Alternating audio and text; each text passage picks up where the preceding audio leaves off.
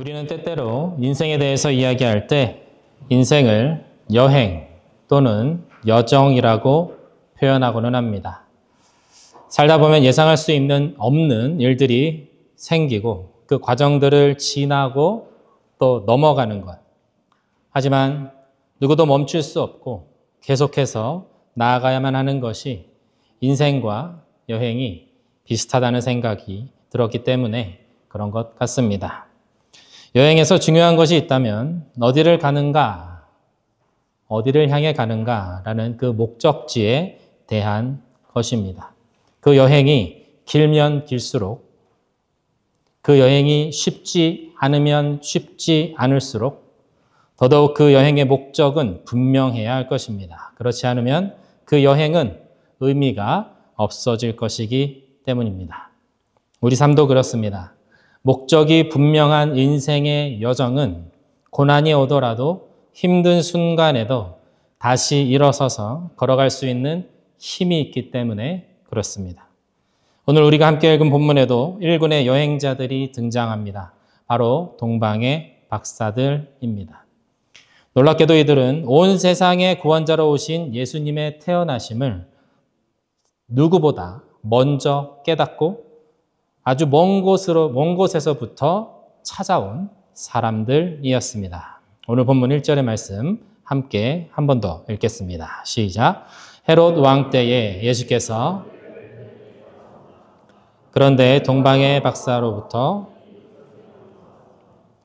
동방으로부터 온 박사들이라는 것, 이것은 먼저 이들이 예루살렘을 기준으로 해서 동쪽 지방에서 온 사람들이라는 것을 말해줍니다. 그러나 막연하게 동쪽이 아니라 동쪽에서도 고유한 문화와 기술, 학문이 발달한 곳에서 온 사람들이다라는 것을 알 수가 있습니다. 왜냐하면 이들이 단순한 사람들이 아니라 남다른 지식과 사회적 지위가 있는 사람들이었다는 것을 말씀을 통해서 확인할 수 있기 때문에 그렇습니다.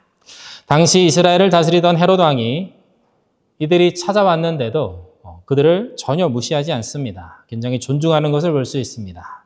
그리고 아기 예수님을 만났을 때 그 앞에 드린 예물들을 보면 이들이 사회적으로 높은 지위에 있는 사람들이라는 것을 미루어 짐작해 볼 수 있습니다. 따라서 몇몇 학자들은 이 박사들이 메소포타미아 지역을 기반으로 하는 바벨론과 페르시아 제국의 박사들이었을 것이다 라고 주장하고 있습니다.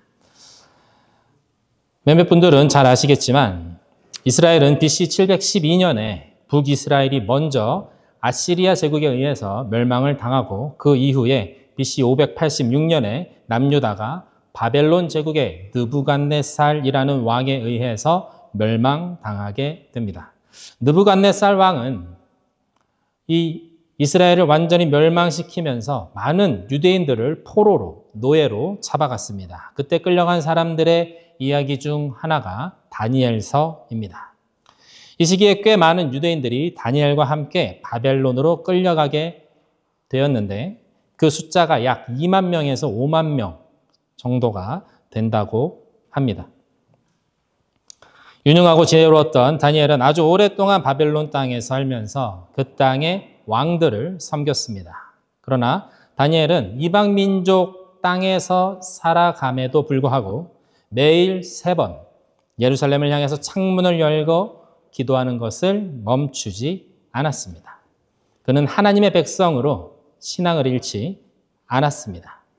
이러한 모습은 비단 다니엘 한 사람만은 아니었을 것입니다. 그와 같이 하나님을 향한 신앙을 버리지 않고 유대인답게 하나님의 백성답게 말씀을 지키며 그 땅에서의 삶을 살아낸 자들이 있었다라는 것입니다.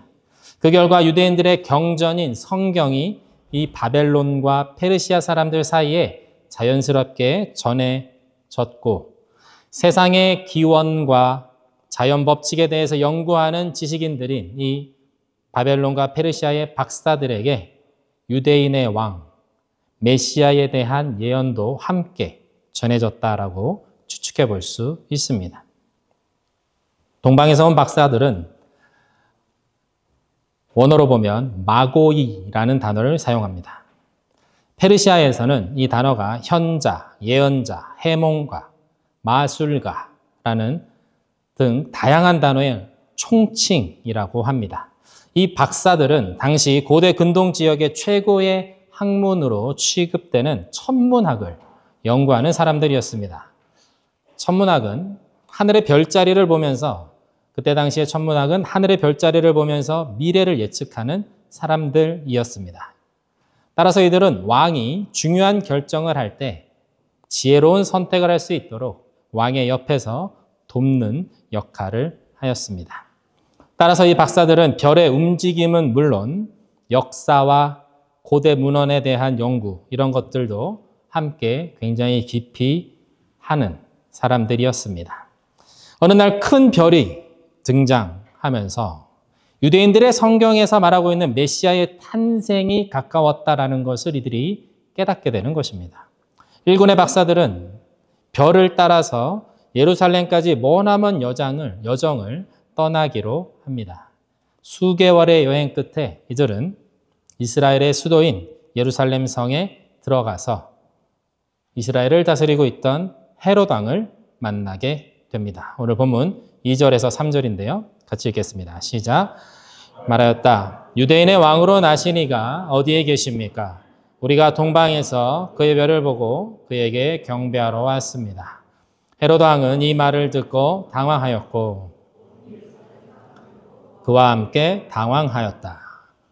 동방 박사들의 등장으로 인해서 헤롯 왕은 물론 온 예루살렘의 백성들이 모두 당황하게 되었습니다. 그것은 이들이 유대인의 왕으로 태어난 아기를 찾고 있었기 때문입니다.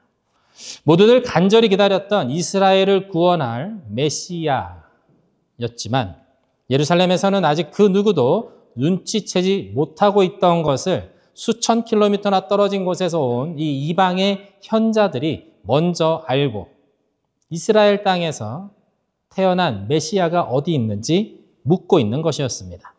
하나님께서는 이스라엘 백성들에게 선지자를 보내셔서 수백 수천 년 전부터 메시아의 탄생에 대해서 예언해 주셨습니다.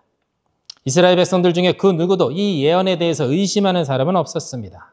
그러나 이스라엘 백성들과 율법학자들과 제사장들까지 그 누구도 메시아의 태어나는 때가 지금 이때라는 것은 알지 못했습니다. 오히려 큰 별을 보고 그 왕 중의 왕이신 그리스도께서 태어나셨다라는 것을 깨달은 이방 민족인 이 동방의 박사들이 큰 별을 따라서 예루살렘까지 와서 그 태어나신 아기를 찾고 있는 것이었습니다. 어째서 이스라엘 백성들은 깨닫지 못했던 것을 이방인이었던 동방의 박사들이 먼저 깨달을 수 있었을까요? 그것은 그들이 2절의 말씀에서 보는 것과 같이 오직 하나의 목적으로 이 예루살렘에 온 사람들이었기 때문에 그렇습니다. 그것은 아기 예수를 경배하는 것이었습니다. 이방인이었던 그들이었지만 유대인의 왕이자 온 세상을 구원하실 메시아가 태어나신다라는 사실을 깨달았을 때 이들은 오직 한 가지의 목적, 바로 이 땅에 오신 하나님의 아들, 그 언약의 말씀을 이루시며 임하신 메시아 앞에 엎드려 경배를 드리기 위해 그 먼 길을 목숨을 걸고 달려온 것이었습니다. 지금처럼 비행기 한 번, 기차 한 번으로 올 수 있는 그런 안전하고 빠른 여행길이 아니었습니다. 수많은 여행의 변수와 위험을 감수하며 그들은 이곳 예루살렘까지 온 것입니다. 그들이 연구했던 예언의 말씀대로 이 땅에 오신 아기 예수를 찾아 그 앞에 경배하기 위해서였습니다. 우리 삶의 목적은 무엇입니까? 우리 인생의 여정의 목적은 어디에 있습니까? 오직 하나이어야 합니다. 바로 주님을 경배하기 위한 것. 바로 그것이어야 합니다. 이사야 43장 21절 말씀을 제가 읽겠습니다. 이 백성은 나를 위하라고 내가 지은 백성이다. 그들이 나를 찬양할 것이다. 그렇습니다. 우리는 하나님을 예배하기 위해서 지음을 받았습니다. 개혁교회의 신앙 고백의 근간이 되는 웨스터민스터 소요리 문답 첫 번째 문항은 사람의 제1되는 목적은 무엇입니까? 라는 질문으로 시작됩니다. 이 첫 번째 질문에 대한 답은 이렇습니다. 사람의 제1되는 목적은 하나님을 영화롭게 하고 그를 영원토록 즐거워하는 것입니다. 사람의 제1되는 목적은 하나님을 영화롭게 하는 것, 곧 하나님을 예배하는 것임을 우리는 기억해야 합니다. 세상 속에 살아가면서 우리가 하나님을 온전히 경배하기 위해서는 하나님보다 앞서는 것이 우리에게 있어서는 안 됩니다. 내가 하나님보다 더 우선하는 것이 있다면, 내 안에서 하나님과 경쟁하는 무엇인가가 있다면 나는 하나님을 온전히 경배할 수 없게 되기 때문에 그렇습니다. 세상의 유행에 민감하게 반응하십니까? 다른 사람들이 하는 것이라면, 다른 사람들이 아는 것이라면 나도 알고 나도 해야 한다라고 생각하십니까? 우리의 관심이 너무 많이 세상을 향해 있지는 않습니까? 다른 사람과 너무 많이 내 삶을 비교하며 살고 있지는 않습니까? 사랑하는 성도 여러분, 우리는 이러한 것에서 자유할 필요가 있습니다. 세상에 너무 많은 것들로 인해 내 자신이 묶여 있다면 우리는 주님 앞에 자유롭게 그분을 예배할 수 없게 됩니다. 우리가 주일 예배를 얼마나 소중하게 생각하는가라는 것도 그렇습니다. 예배를 통해서 나의 시간이 빼앗긴다라고 느끼는 순간 우리는 하나님을 온전히 예배할 수 없게 됩니다.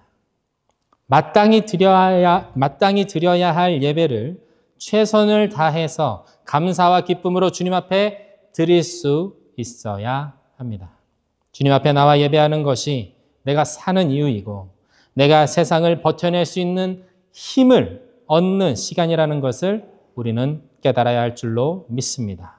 바로 이것이 성경이 말씀하는 우리의 존재와 우리의 존재의 목적이기 때문에 그렇습니다. 우리 인생의 목적은 동방 박사들처럼 주님 앞에 예배하는 것에 있어야 합니다. 선교는 복음을 전하는 것입니다. 그러나 선교의 더욱 원초적인 목적은 예배가 없는 것에 예배를 열어내는 것입니다. 예배가 없는 땅에 예배를 모르는 것에 예배를 세우는 것이 선교입니다. 교회가 없는 곳에 교회를 세우는 것은 사람을 모으기 위한 목적이 아닙니다. 하나님께 예배하기 위함입니다. 그것이 교회가 존재하는 첫 번째 목적이기 때문에 그렇습니다. 사랑하는 민혜복음교회 성도 여러분, 우리의 삶의 여정의 목적이 주님을 온전히 예배하는 것에 있음을 고백하는 저 여러분 되시기를 주님의 이름으로 축원드립니다. 그러므로 우리가 세상에서 하는 모든 일이, 우리가 하는 모든 수고가 주님을 온전히 예배하기 위한 것임을 기억하며 하루하루 믿음으로 살아내는 우리 모두가 되기를 주님의 이름으로 축원드립니다. 오늘 보면 4절에서 6절의 말씀을 한번 같이 읽어보겠습니다. 시작. 왕은 백성의 율법 교사들을 다 모아놓고서 그리스도가 어디에서 태어나실지를 그들에게 물어보았다. 그들이 왕에게 말하였다. 유대 베들레헴입니다. 예언자가 이렇게 기록하여 놓았습니다. 너 유대 땅에 있는 베들레헴아, 너는 유대 고을 가운데서 아주 작지가 않다. 너에게서 통치자가 나올 것이니 그가 내 백성 이스라엘을 다스릴 것이다. 동방 박사들의 등장으로 깜짝 놀란 헤롯은 대제사장과 율법 교사들을 다 불러 모았습니다. 아마도 예루살렘에 있는 모든 제사장들과 율법 교사들이 다 소환되었을 것입니다. 그는 그리스도가 메시아가 어디서 태어날 것인지를 이들에게 물어보았습니다. 헤롯은 왕이 되기 위해서 정말 많은 노력을 했던 사람입니다. 젊어서부터 갈릴리 지역의 총독으로 로마 제국으로부터 신임을 얻었습니다. 그리고 유대 지역을 다스리는 왕이 되기 위해서 부단히 로마 황제에게 아부를 했던 그였습니다. 이스라엘을 다스리는 왕이 된 다음에 그는 유대계 왕족의 여인과 결혼함으로써 유대인의 왕으로 인정을 받고자 했고 성전을 대대적으로 다시 건축하여 많은 인기를 얻기도 했습니다. 그러나 자신을 향한 반란의 기미가 조금이라도 보이면 그는 가차없이 그 싹을 잘라버렸습니다. 자신의 아들들도 예외는 아니었습니다. 자신의 아내도 예외는 아니었습니다. 그는 자신의 장모까지도 영모에 가담했다는 소식이 들리면 가차없이 처형한 사람이었습니다. 그런 헤롯에게 유대인의 왕이 태어나셨다라는 이 소식은 눈이 뒤집힐 만한 소식이었습니다. 헤롯은 제사장들과 율법학자들을 불러서 메시아가 태어나기로 되어 있는 장소에 대해서 묻습니다. 그곳은 베들레헴이었습니다. 다윗의 고향이기도 한 곳이었죠. 그리고 헤롯은 동방박사들에게 한 가지 질문을 더 합니다. 다름 아닌 시간이었습니다. 오늘 본문 7절에서 8절입니다. 함께 읽습니다. 시작. 그때 헤롯은 그 박사들을 가만히 불러서 별이 나타난 때를 캐어 묻고 그들을 베들레헴으로 보내며 말하였다. 가서 그 아기를 샅샅이 찾아보시오. 찾거든 나에게 알려주시오. 나도 가서 그에게 경배할 생각이요. 헤롯은 박사들에게 그 별이 나타난 때가 언제였는지 물어봅니다. 유대인의 왕으로 메시아로 태어난 아기가 언제 태어났는지 그 때를 알기 위해서였습니다.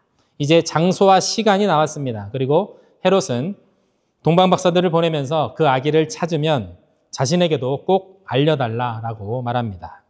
자신도 그 아기에게 경배하러 가겠다라고 하는 것이었습니다. 그러나 우리가 잘 알다시피 헤롯은 그럴 마음이 전혀 없었습니다.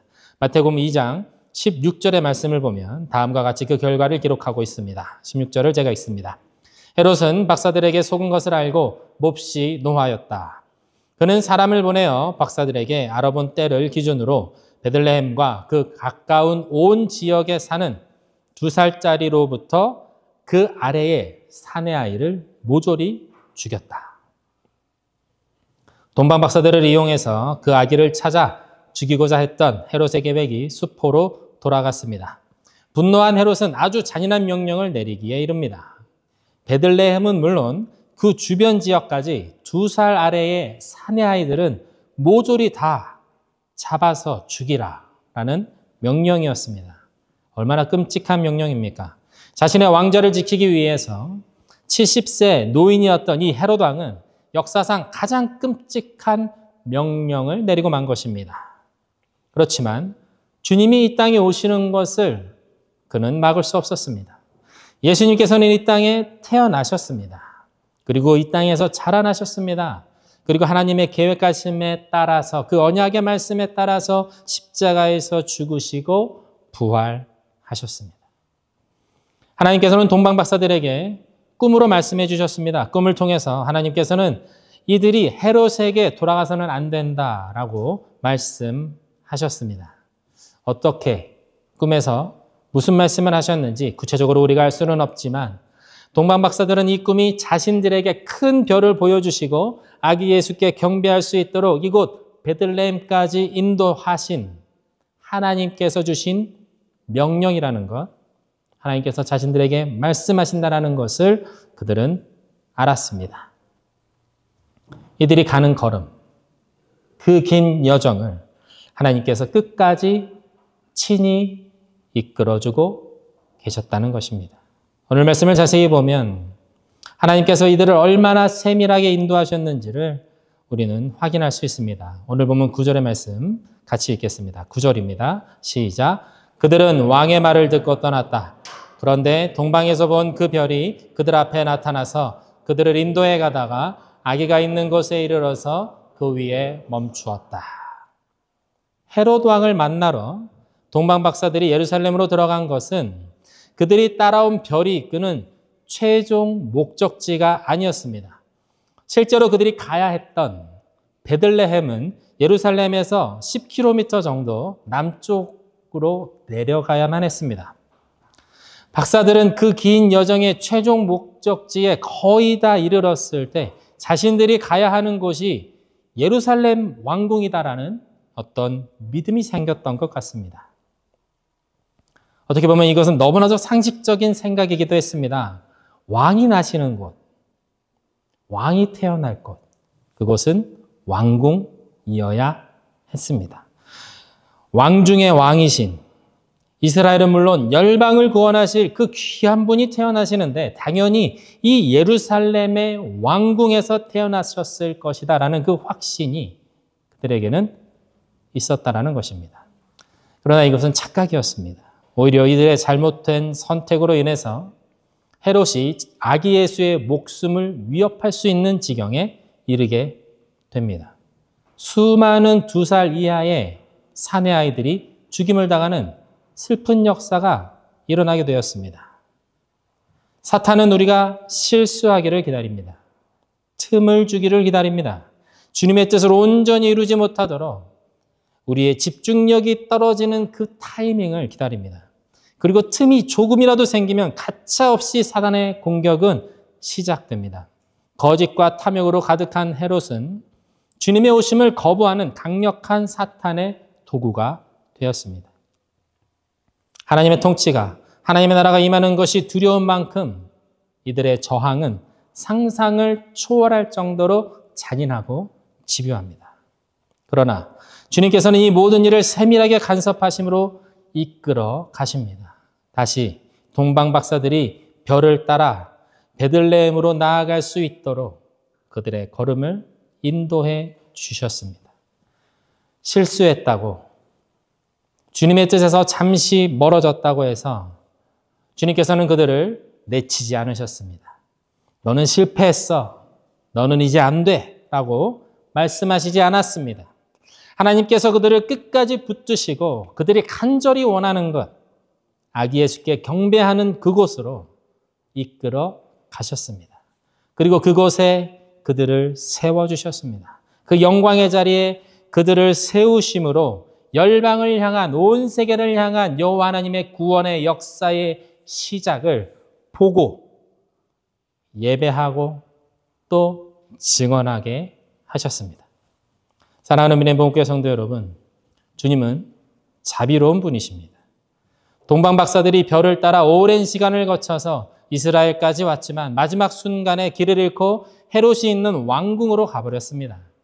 그렇습니다. 그들은 길을 잃었습니다. 자신의 생각에 도취되어서 인간적 상식에, 세상적 진리에 더 의지하는 순간 그들은 주님의 인도하심을 놓치고 말았습니다. 그러나 그들이 다시 별을 찾았을 때, 주님의 인도하심을 다시 구하였을 때 주님께서는 다시 이들을 아기 예수께로 인도해 주셨습니다. 불평 많고 무지했던 이스라엘 백성들을 한없는 자비와 사랑으로 광야길에서 인도하신 하나님께서는 그 동일한 손길로 동방 박사들을 이끌어 주셨습니다. 그 변하지 않으시는 하나님께서는 오늘 우리들의 삶의 여정도 여전히 당신의 사랑과 자비로 굳게 붙잡고 계십니다. 우리 삶을 아주 세밀하게 인도해 주고 계십니다. 영적인 꿈으로 지금도 말씀하십니다. 보여주십니다. 우리 손에 쥐어주신 이 주님의 말씀으로 당신의 선하시고 온전하신 뜻을 우리 가운데 밝히 나타내 주십니다.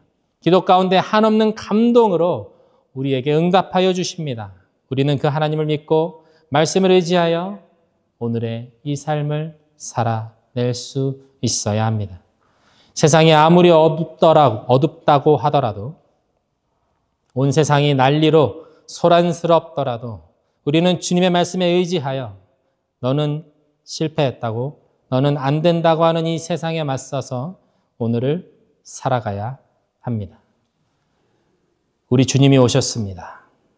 그 주님께 온전한 경배를 드리기 원하는 그 간절함으로, 그 뚜렷한 목적의식으로 그렇게 주님의 오심을 기쁨으로 맞이하는 저와 여러분 모두가 다 되시기를 주님의 이름으로 축원드립니다.